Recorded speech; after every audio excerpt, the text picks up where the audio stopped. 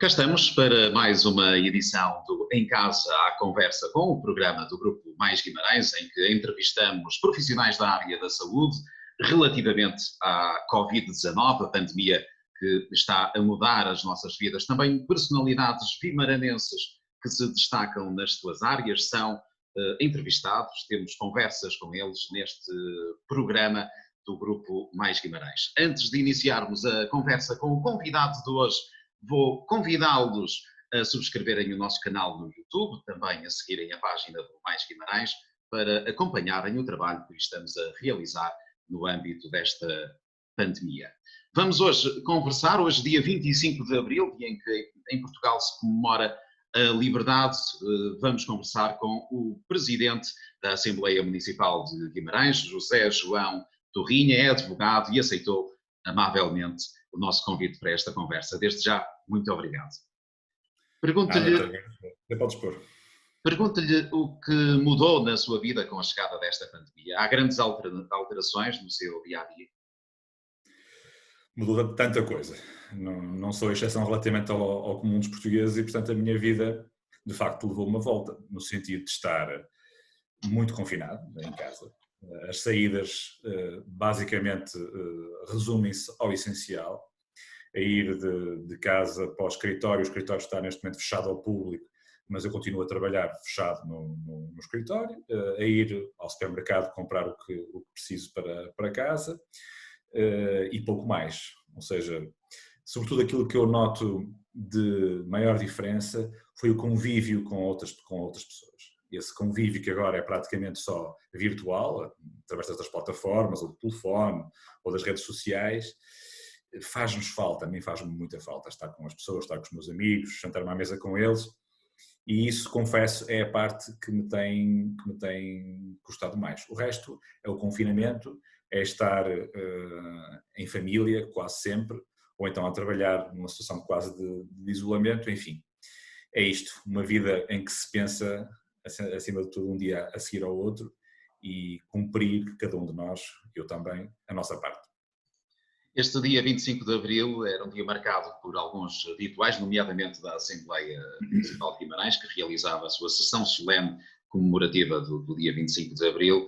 Portanto, é um dia que é festejado com menos liberdades. Até que ponto as liberdades das pessoas estão em causa com este confinamento, com esta mudança do estilo de vida, do contacto com os outros e da participação pública? Claro que sim, claro que está em causa. De facto, é uma coisa paradoxal, é algo paradoxal nós estarmos a comemorar o Dia da Liberdade numa altura em que estamos voluntariamente a prescindir de parte da nossa liberdade. Várias liberdades que nós vimos restringidas nos últimos tempos, mas que fazemos isso com o sentido de estarmos a lutar por algo maior. A liberdade é de facto um valor importante, mas neste momento há outros valores que também são importantes preservar, um deles o da saúde pública, porque sem saúde não há liberdade, não há nada. E, portanto, é desse equilíbrio que se fazem estes dias. Como disse, em princípio, a Assembleia Municipal deveria, no dia de hoje, ter reunido para realizar a sua sessão solene. Mas na decisão ou na ponderação sobre se devíamos ou não proceder a essa sessão solene, estiveram nos pratos da balança essas duas realidades. Por um lado, a necessidade de comunicar, de festejar o Abril, a liberdade, os seus valores, e por outro, a necessidade de cumprir com todas as prescrições das nossas autoridades, enfim, num certo recolhimento necessário a que este período passe com a maior rapidez possível, ou pelo menos que não tenha as consequências graves que se chegaram a antever. E, portanto, foi dessa ponderação que foi decidido não fazer a sessão solene, enfim, gravar as intervenções dos partidos aí representados que fariam a sessão solene em vídeo e divulgá-las em vídeo nos locais próprios. Portanto, foi essa ponderação que foi feita e, mais uma vez, é mais um exemplo de uma restrição à liberdade, neste caso, à liberdade de uma instituição fazer aquilo que vinha fazendo nos últimos anos e que teve que se adaptar também. E como avalia, nomeadamente, relativamente aos vimaranenses, de que forma é que se têm comportado neste confinamento, de que forma é que têm aderido às solicitações da Direção-Geral de Saúde e de outras entidades? Vamos lá ver, a minha percepção é a percepção do cidadão do que vai vendo, que se vai apercebendo daquilo que está à sua volta. E daquilo que me vou apercebendo, os guimaranenses têm aderido de uma forma notável àquilo que são as prescrições das entidades oficiais. Portanto, eu não noto nada no dia-a-dia, nas deslocações que faço, enfim, naquilo que me rodeia, não noto, não tenho exemplos de pessoas não estarem a cumprir com aquilo que são as prescrições das autoridades de saúde. E, portanto, eu acho que tem sido um comportamento de grande resiliência, de grande abnegação, a todos os níveis, desde essa parte, a parte de cumprir com essas prescrições, até à parte de aqueles que podem terem reconvertido as suas indústrias para passarem a produzir outros tipos de materiais necessários nestes dias, até à parte do voluntariado, em que as pessoas têm aprestado a ajudar o seu semelhante. Eu acho que os cidadãos guimaranenses têm tido um comportamento notável e, portanto, não tenho nada a apontar, pelo contrário. E relativamente à generosidade, à solidariedade, surgiram de imediato, como foi notório, as empresas a transformarem a sua produção, também várias associações de Guimarães a auxiliarem as entidades de saúde, nomeadamente.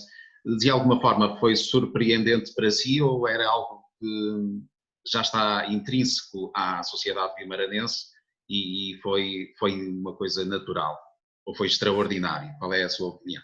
É difícil dar este tipo de opiniões sem parecer um bocadinho bairrista ou, enfim, ter um sentimento de alguma pertença e algum facciosismo no que toca a avaliar aquilo que são as ações dos nossos conterrâneos. Mas, sendo objetivo, acho que há uma realidade que ninguém pode negar em Guimarães. Guimarães sempre foi, há muitos anos, que é um concelho com uma sociedade civil muito forte. E isso nota-se, por exemplo, com um fortíssimo movimento associativo que sempre caracterizou este concelho, nas mais diversas áreas e que, em determinadas alturas, sempre soube dizer presente, aos mais diversos níveis. Portanto, com toda a franqueza, não me surpreende minimamente. Os movimentos que têm surgido, as iniciativas da sociedade civil para também ajudar a resolver as situações dramáticas que este quadro nos colocou, não me surpreendem minimamente. Correspondem ao ADN do vimaranense, da sociedade civil vimaranense. E é algo que deverá ser mantido nos próximos tempos, porque provavelmente virá aí um período muito difícil da história de Guimarães, aliás, da história do país e do mundo até. Portanto, deve ser mantido esse auxílio por parte das instituições vimaranenses. Claro que sim.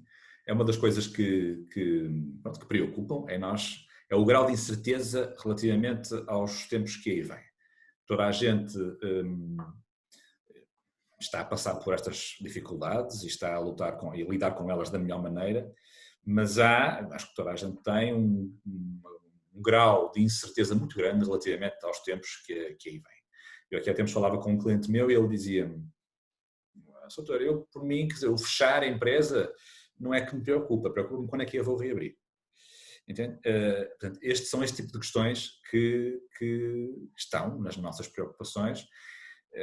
Por um lado, sabendo que esta situação não se pode manter indefinidamente, mas por outro, tendo consciência dos riscos que temos se procedermos a uma reabertura desordenada ou pouco eficaz na contenção do fenómeno com que estamos a lidar. Portanto, dito isto, eu acho de facto que vamos ter um período ainda relativamente longo não provavelmente com as restrições que agora temos, mas com uma vida que durante algum tempo vai ser diferente daquela que tínhamos. E, portanto, essas necessidades vão continuar a fazer-se sentir. A atividade, quer ao nível institucional do município, quer da sociedade civil, vai ter provavelmente que se manter. Podemos pensar e pegando aqui na denominação de uma entidade vimaranense, pensar numa unidade vimaranense no auxílio aos mais desprotegidos e àqueles que ficarão mais vulneráveis depois desta crise. Sim, a Unidade Vimaranense é um nome que invoca, não é, uma instituição de há muito tempo e que foi criada justamente a pensar na melhoria do bem-estar, enfim, no desenvolvimento de Guimarães e das suas gentes. Mas se há coisa também que é interessante verificar no movimento associativo vimaranense, e isso eu julgo que a altura da Capital Europeia da Cultura foi um momento importante relativamente a isso, foi que o movimento associativo, designadamente, não trabalha de cada um por si. Ou seja, há uma rede de instituições que se relacionam, que cooperam, que têm projetos em comum, e isso é importante. Numa altura como estas também é importante que essa rede funcione, que não seja um trabalho, como eu digo, de um para os outros, mas de vários para todos. Como tem esse dever, certamente tem estado atento ao trabalho que a Câmara Municipal tem desenvolvido, nomeadamente relativamente às medidas que tem adotado de apoio às pessoas mais desfavorecidas e também às entidades que necessitam de apoio para a Covid neste período. Que avaliação é que faz do trabalho que tem sido feito pela Câmara Municipal? Faço uma avaliação muito positiva. Acho que nestas alturas são alturas em que quem dirige os destinos das instituições, neste caso quem dirige os destinos do município, tem que dizer presente, tem que ir para a linha da frente. E é isso justamente que tem acontecido. A Câmara tem estado num trabalho que eu sei, que acompanho de perto, incansável, a correr a todas as solicitações e claro que devem imaginar que são inúmeras, muitíssimas, não é? Tentando ser proativa, enfim, e pensando sobretudo, e este é um ponto que eu queria realçar, pensando no presente, mas pensando no futuro também. Porque nós tínhamos duas formas de lidar com isto, não é? Ou o lidar com o imediato, com o que temos em cima da mesa, responder à crise no dia-a-dia, enfim, dando resposta a todas as solicitações que vão sendo feitas. Ou tínhamos outra hipótese, que é fazer isso e, conjuntamente com isso, pensar o futuro. E pensar de que forma é que nos podemos adaptar ou aproveitar este momento de crise para nos reinventarmos e para, no futuro, termos um conselho melhor, mais desenvolvido. Enfim, esta postura, esta perspectiva de encarar esta crise também como uma oportunidade para reflexão interna do que podemos mudar nós também para estarmos mais resilientes no futuro a eventos como este ou parecidos a este, enfim, para que possamos encarar o futuro de uma forma mais confiante e mais sólida, acho que é fundamental e tem sido feito. Guimarães, pelas apostas que tem feito nos últimos anos, provavelmente ter-se-á tornado num território mais vulnerável a uma crise destas, a esta crise em particular, tendo apostado tanto no turismo, tendo apostado tanto na cultura e duas áreas que estão a ser muito afetadas neste momento. De que forma é que considera que se poderão ultrapassar e poderá ser retomado o turismo e, nomeadamente, a cultura em particular em Guimarães? Como é que isso poderá acontecer? Guimarães e o país, eu diria que neste momento Portugal também, o país em si é um país em que o turismo tem um peso, nós temos consciência disso, maior do que tinha há uns anos. E é evidente que quando temos um peso do turismo tão grande como temos neste momento, qualquer fenómeno deste género vai inelutavelmente afetar o modo de vida de muita gente e vai, em termos económicos, representar um desafio difícil de superar para o país. E Guimarães não é exceção a esse nível. Uma cidade com as características de Guimarães, com a capacidade de atração turística, obviamente vai sofrer, como vai sofrer o país. É difícil, neste momento, tentar encontrar ou dar-lhe aqui um remédio para isto, porque, vamos lá ver, isto tudo depende de um fenómeno que é à escala mundial.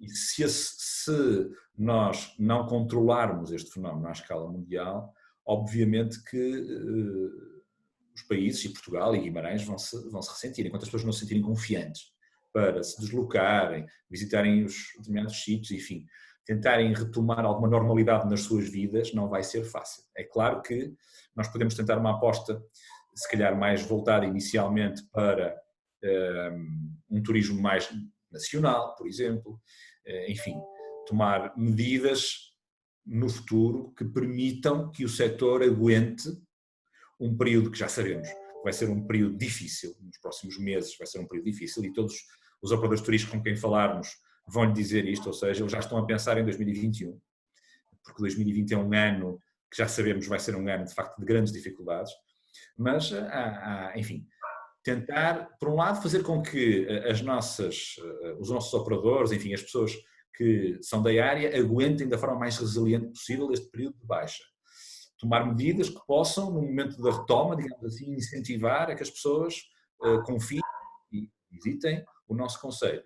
E depois o resto depende muito mais do que, lá está, do fenómeno à escala global, do que aquele que nós aqui em Guimarães, ou mesmo em Portugal, conseguimos controlar. Em termos nacionais, que avaliação faz também do desempenho do governo? Como tem estado na adoção das medidas? Eu às vezes, eu lembro quando começou, enfim, de forma mais forte este período, com, enfim, o surgimento dos casos, as primeiras mortes, etc., eu olhava para aquela conferência de imprensa que era normalmente dada e continua a ser pela Ministra da Saúde, normalmente, e pela Diretora-Geral de Saúde, e pensava uma coisa, que é a dificuldade que é estar no lugar delas. Era uma das coisas que mais me tocava, até porque, dá-se a coincidência, a Ministra da Saúde foi minha colega na faculdade. Portanto, há alguma proximidade que eu, assim, podia ser eu ou outra pessoa qualquer a estar no lugar dela, e a responsabilidade que é, e conseguir dormir à noite com um problema destes para gerir. Não é? A enormidade da tarefa deve ser uma coisa absolutamente avassaladora. Portanto, isto para dizer que, da dificuldade da tarefa, e dizer o seguinte, quer dizer, isto a todos os níveis, quer a nível municipal, nacional, internacional, vamos ser claros, ninguém estava preparado para isto. Ninguém. Não é? Isto foi um fenómeno que apanhou toda a gente de surpresa e para o qual ninguém tinha os meios de dar uma solução para este problema. Em Portugal, eu acho que nós tivemos uma sorte, que é o fenómeno chegou a Portugal com algum atraso relativamente a outros países. E esse atraso permitiu-nos aprender com os outros. E essa aprendizagem com o que ia acontecendo nos outros lados permitiu que nós tivéssemos tomado as medidas em termos comparativos mais cedo. E isso permitiu-nos conter o fenómeno.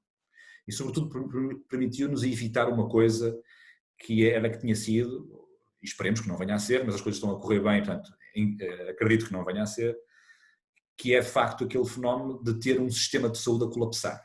Isso era aquilo que tínhamos que evitar a todo custo. E nós vemos imagens de outros países e isso foi isso que aconteceu. Ou seja, os serviços foram inundados com um tal número de casos que, pura e simplesmente, não conseguiam dar resposta. Era humanamente impossível. Não havia os meios técnicos nem humanos para dar resposta. E nós conseguimos evitar que isso acontecesse. Ou seja, conseguimos manter o Sistema Nacional de Saúde em funcionamento, com dificuldades, obviamente, com muita exigência para os seus profissionais, mas que não entrou em ruptura. E isso foi a nossa grande vitória. Tem sido até agora a nossa grande vitória. Acho que dentro desse quadro, acho que tem estado bem o governo e acho que tem estado bem a oposição também. Ou seja, cada um no seu papel. Eu acho que o primeiro-ministro, a dada altura, foi um referencial de estabilidade e as pessoas olharam para ele como alguém com as capacidades para gerir este problema, estar à frente do país nesta ocasião. E as pessoas, nestas alturas, voltam-se muito para estas figuras de autoridade que dirigem o seu país e procuram muito ver nelas essa segurança. E acho que vem essa segurança no primeiro-ministro. E acho que os partidos da oposição têm estado também bem, porque têm estado a contribuir para que todos consigamos resolver este problema. E é por isso que Portugal vai sendo dado como exemplo lá fora, quer pela forma como lidou com o fenómeno, quer mesmo em termos políticos, pela forma como, por um lado, o governo tem estado e a oposição também tem estado. Portanto, julgo que, com raríssimas exceções, acho que o país tem estado à altura e os seus responsáveis principais também têm estado à altura do fenómeno. Em determinadas alturas da nossa história, no pós-crise, no pós-pandemias também, em outras pandemias que já aconteceram, surgiram alguns movimentos mais extremistas, claro que me refiro em termos políticos. Há esse perigo também em Portugal, ou esta união que está a acontecer agora em torno das medidas que têm sido adotadas no combate à pandemia, podem evitar que surjam esses movimentos mais à frente? Ora bem, esses movimentos, em primeiro lugar é preciso dizer que eles já cá estavam. Ou seja, a nível global, nós vimos notando que há um ressurgimento de ideologias mais extremistas, menos tolerantes, que têm florescido um pouco por todo o lado. Quer em países vindos de ex-ditaduras, agora democracias mais musculadas, quer aquelas democracias clássicas de há muitos anos na Europa e no resto do mundo. Portanto, era um movimento que já cá estava. Durante muito tempo pensou-se que Portugal era imune a esse tipo de movimentos. E os últimos tempos têm demonstrado que não somos. Não somos diferentes de outros países. apenas se calhar estamos numa fase ainda diferente do surgimento desses movimentos. Mas, como eu dizia, são movimentos que já existiam, que já cá estavam e apanham também com esta crise. Na resposta à crise não me preocupa grandemente. Eu acho que, como se tem visto, não tem havido muita abertura para que esses movimentos possam campear a crise. Nesta fase, que é a fase do combate. O problema é a fase seguinte. Porquê? Porque nós estamos neste momento todos na fase de combate, estamos todos de armas na mão a combater esta crise e a seguir vamos ter a ressaca da crise. E ela é inevitável. Com a queda do produto interno bruto, que se anuncia para Portugal e para outros países, é evidente que, a menos que a União Europeia consiga finalmente dar corpo àquilo que sempre foram as aspirações dos seus criadores e dar uma resposta robusta, muito robusta, a esta crise, ou então os países vão sofrer. E quando isso acontecer, o campo para esse tipo de movimentos prosperar vai ser enorme. Portanto, das duas uma. Ou nós conseguimos, de facto, dar uma resposta cabal no momento pós-crise, isto é, no momento em que as consequências da crise a nível económico se vão fazer sentir de forma mais dura, ou conseguimos responder bem a isso, ou então eu não tenho dúvidas que é o quadro ideal para o florescimento desse tipo de movimentos. E se a União Europeia não der esse passo e essa resposta robusta, poderá estar em causa?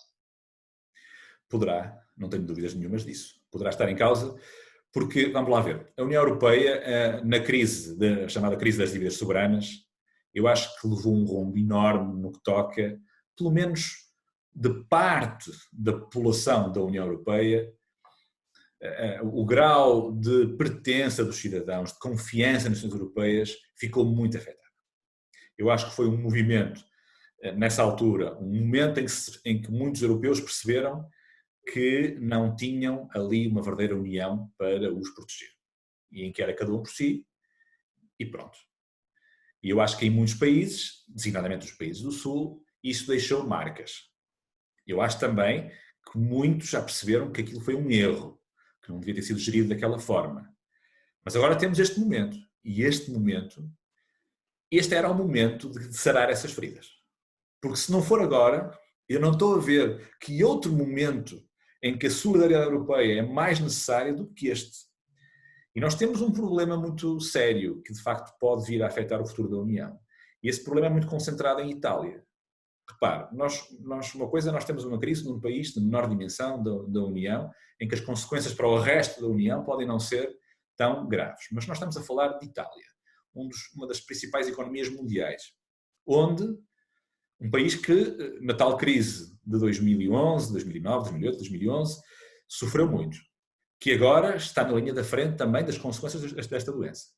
E se os italianos, que já têm um movimento anti-europeísta fortíssimo, que esteve até há bem pouco tempo no governo e que rapidamente pode voltar para lá, se não tiver da parte do resto da Europa uma resposta cabal, é uma fresta que se pode abrir e que pode pôr tudo em causa. Sobretudo quando estamos num momento pós-Brexit, enfim. O momento é o momento da União Europeia de dar respostas. Não é o momento de titubear, de olhar cada um para o seu umbigo. Porque se não der agora, eu acho que é mesmo o projeto europeu que pode estar definitivamente em causa. E se olharmos em termos globais, haverá aqui alterações significativas em termos de poder no mundo? Haverá uma China fortíssima agora a espalhar-se por todos os territórios e todos os continentes em força? Sim, vamos lá ver, a China já há muitos anos que é um ator global cada vez mais importante. Mas eu acho que, vamos lá ver, a nível global eu ponho os meus olhos mais nos Estados Unidos. Os Estados Unidos este ano vão ter eleições presidenciais. Não sei ainda em que quadro é que elas se vão desenvolver, porque, enfim, em condições normais já estaríamos a todo o vapor a caminho das convenções dos partidos, para depois partirmos para a campanha eleitoral e para as eleições de novembro. Não sei exatamente em que termos é que a pandemia vai afetar o que se vai passar nos Estados Unidos, e o destino, o resultado da corrida eleitoral americana, mas eu acho que esse é o momento-chave. Porque das duas uma, se nós continuarmos a ter, ou se tivermos mais 4 anos de um presidente americano que assume uma política completamente isolacionista, se continuarmos a ter mais 4 anos dessa política, então eu diria que a nível global temos razões para estar muito preocupados. Eu acho que está na hora, mais do que nunca, de pensarmos em comunhão dos países todos do mundo e numa ordem mundial integrada, em que se pense muito no destino comum de nós todos e não só e único exclusivamente no destino de cada país. E os Estados Unidos, infelizmente, nos últimos 4 anos têm divergido largamente desse caminho. O último exemplo tem dias, que é quando os Estados Unidos anuncia que não vai mais financiar a Organização Mundial de Saúde. Faz isto num momento em que uma pandemia graça ao mundo. Este é o exemplo mais claro de que o país que poderia estar aqui a liderar um processo global não está interessado nisso, está só única e exclusivamente interessado em si, e quando se relaciona com os outros países é numa lógica de conflito ou de alianças bilaterais e rigorosamente mais nada. Portanto, o momento-chave a esse respeito, mais do que a China, que sim, continua com um processo que já vem de há muitos anos de afirmação, mas é o que se vai passar nos Estados Unidos da América. Regressando agora ao nosso território para terminarmos esta nossa conversa de hoje, anunciado que está um certo levantamento de algumas restrições à circulação e que poderá acontecer gradualmente e muito em breve, que conselhos é que poderá deixar a quem nos vê nesta altura relativamente a este momento? O que fazer, como regressar a uma normalidade possível? Eu diria o seguinte, até agora as coisas eu acho que têm corrido bem, porque a generalidade das pessoas, a esmagadora maioria das pessoas, tem cumprido com as prescrições das autoridades. E o que vai passar a seguir é exatamente a mesma coisa. Isto é, nós vamos ter, dentro de dias, vão ser anunciadas as medidas de algum abrandamento à contenção que temos vivido. O que é importante? É que nós continuemos a respeitar as prescrições das autoridades. Isto é, se a autoridade diz para abrir 50, não se abre 100. Se diz para que determinada atividade pode voltar a ser exercida, não é essa e todas as outras. É só aquela. Ou seja, o esforço de contenção tem que continuar. Ele vai ser relaxado, mas tem que ser relaxado na exata medida daquilo que é permitido por quem está neste momento a dirigir as instituições, a estudar a situação, os números da pandemia, enfim. Temos que manter um equilíbrio muito grande entre aquilo que é a nossa capacidade de autorrestrição e a abertura de que também precisamos. Também é preciso deixar isto claro. Há quem defende, eu às vezes falo com pessoas e parece que algumas pessoas defendem que teríamos que estar assim, em confinamento quase total, durante meses. Não é possível. Não é possível. E o que se trabalhou até agora foi para que seja possível outra estratégia. Ok, conseguimos esse passo. Então agora vamos aplicar essa estratégia, mas vamos aplicá-la na dose certa. Não vamos pensar que as coisas voltaram a janeiro deste ano ou a dezembro do ano passado. Não, vamos entrar em fase de transição, mas vamos cumprir na dose certa aquilo que podemos cumprir. Para que no próximo ano possamos, por exemplo, comemorar o 25 de Abril com outra liberdade, pelo menos de circulação. Exatamente, isso mesmo. Muito obrigado por este tempo para a nossa conversa de hoje. Um abraço e... Um abraço. Até à próxima. Para si. Muito obrigado. José João Torrinha, presidente da Assembleia Municipal de Guimarães, foi o convidado de hoje para o Em Casa à Conversa com o programa do Grupo Mais Guimarães, em que entrevistamos personalidades que se destacam na vida guimaranense e também profissionais da área da saúde. Falamos sobre este confinamento, este isolamento social que vivemos, falamos da forma como todos juntos poderemos ultrapassar a pandemia da Covid-19. Convido-os a subscreverem a nossa página no YouTube, também a seguirem o nosso Facebook para acompanharem o trabalho que o Mais Guimarães vai continuar a desenvolver. Muito obrigado por estarem por aí.